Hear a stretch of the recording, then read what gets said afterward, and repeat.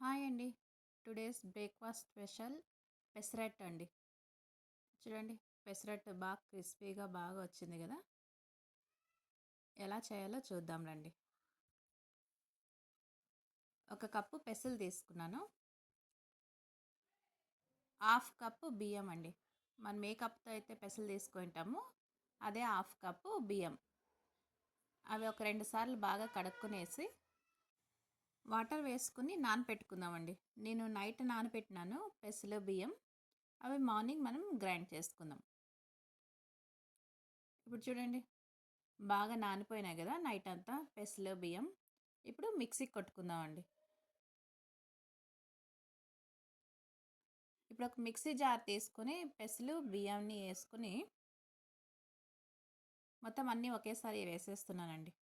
ఒక స్పూన్ జీలకర్ర, 2 green chilli, కొద్దిగా అల్లం అండి వేసుకుని రుచికి సరిపడా సాల్ట్ వేసుకునేసి ఇది మెత్తగా గ్రైండ్ చేసుకుందామండి.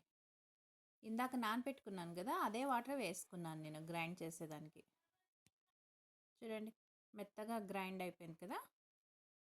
ఇప్పుడు ఒక బౌల్లో తీసుకుందాం. కొద్దిగా మిక్సీ జార్లో వాటర్ వేసుకొని ఆ వాటర్ కూడా వేసుకుందామండి.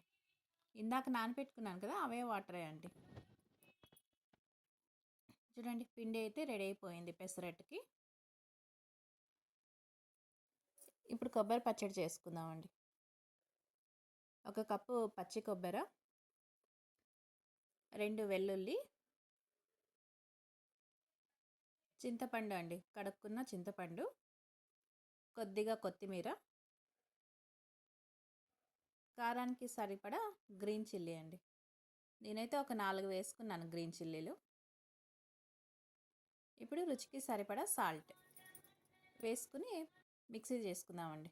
చూడండి, కొబ్బరి పచ్చడి అయితే రెడీ అయిపోయింది. ఒక బౌల్లో తీసుకున్నాను. పెసరట్టు కొబ్బరి పచ్చడి అయితే చాలా బాగుంటుందండి.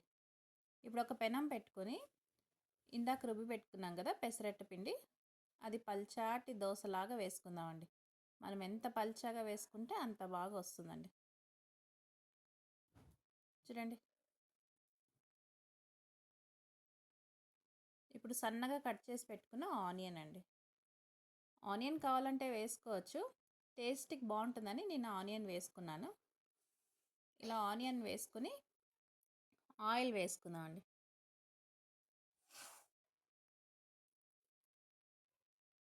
ఇలా ఒక స్పూన్ ఆయిల్ వేసుకుని బాగా రోస్ట్ చేసుకుందాం. స్లో ఫ్లేమ్లోనే పెట్టేసి మనం పెసరట్టు కాల్చుకుందామండి. చూడండి, బాగా బ్రౌన్ అయింది కదా, బాగా పల్చాకు కూడా వచ్చింది. ఇప్పుడు తీసుకుందామండి, ఒక ప్లేట్లో తీసుకుందాం. చూడండి, కలర్ ఎంత బాగా వచ్చిందో. ఇప్పుడు ఇంకో పెసరట్టు వేసుకుందామండి. చూడండి, నేను ఎంత పల్చాగా అంటే అంత పల్చాగా వస్తూ ఉంది. అంటే ఇది లో ఫ్లేమ్లో పెట్టి కాల్చుకోవాలండి. అప్పుడు మనకి పిండి పిండిగా ఉండదు, బాగా రోస్ట్ అవుతుంది పెసరట్టు. చూడండి, నేను వేసిన పెసరట్టు అన్నీ బాగా వచ్చినాయండి ఇలాగా. చూడండి, ఎంత పల్చాగా వచ్చింది కదా. రెడీ అయిపోయిందండి పెసరట్టు కొబ్బరి పచ్చడి. మీరు ఒకసారి ఇలా ట్రై చేయండి.